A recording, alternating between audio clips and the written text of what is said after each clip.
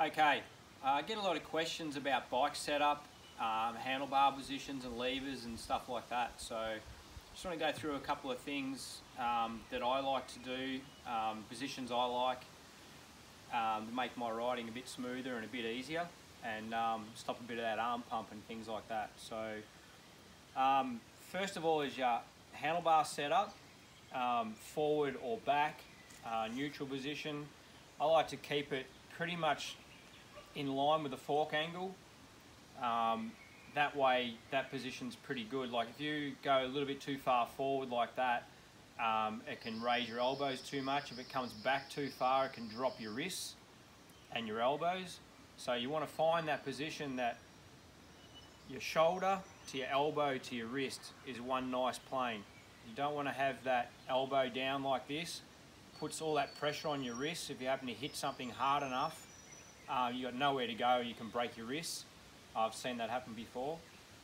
So you want that elbow up, and you've got to have that bar position in the right position to be able to hold those elbows in that position. So nice plane through there, then your levers follow. So your levers come straight down that same plane. Don't have your levers too far up. If your levers too far up, your elbow drops down, things like that. So make sure if they're too far down, your wrist will be too far around this way. So you just got to find that nice line there. Also, when you're standing up under brakes, so you don't want that lever to be up like this. If the lever's up like that, your elbow's going to be down, it's going to be very hard to ride. So you want that nice plane coming through like this. Hit something hard enough with your wrists above the handlebar like that, you can fall that way. Okay, you might fall off, you're not going to break your wrist.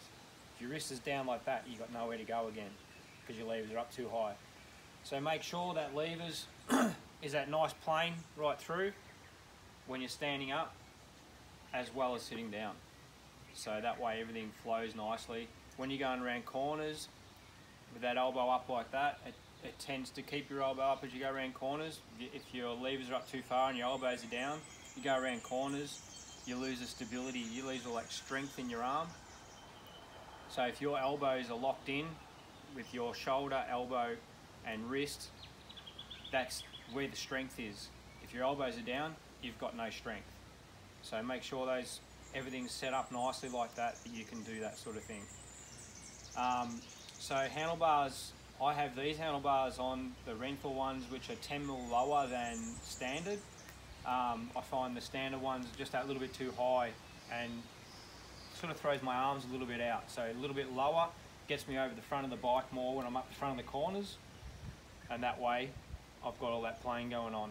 Where if you have those when you're up the front of the bike in the corners and the handlebars are too low, you're too crowded and it's too hard. So you want to be nicely like that. That way you can keep those elbows up around the corners. So they're the positions that I like. Try and keep those flows going all the way through the whole thing. Levers, handlebars, all that sort of stuff. I know as a young kid, my dad used to always chop probably about an inch off each side of the handlebars, being that they were too wide. So that's another thing too. Make sure your bars aren't too wide for you, especially the young kids. You might want to bring those handlebars back in pretty much where your shoulders are. You don't want to be too much wider than your shoulders. Some of the handlebars for young kids, they're out like this and they're riding and they're trying to hang on to a bike. So make sure that you bring those in so they can more stability with the bike, with the handlebars a little bit narrower. At the moment, that's about it for now. So thanks for listening.